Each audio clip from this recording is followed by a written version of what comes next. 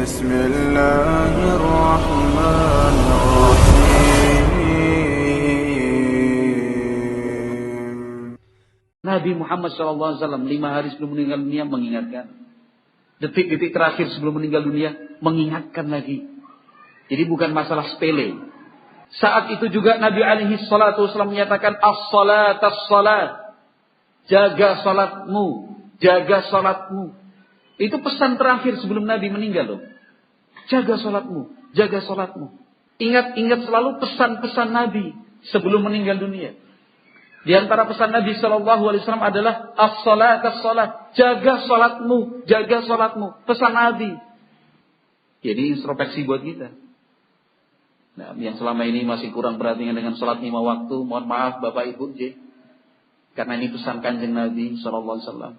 Bahkan pesan ini disampaikan beberapa saat sebelum meninggal dunia. Itu berarti pesannya sangat penting. Karena disampaikan sesaat sebelum meninggal dunia.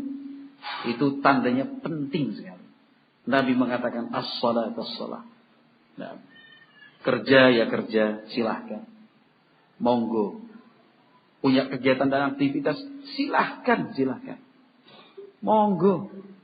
Yang berdagang, yang berternak, yang bertani, yang cari ikan, yang jual beli, yang jalan-jalan, yang refreshing, monggo silahkan.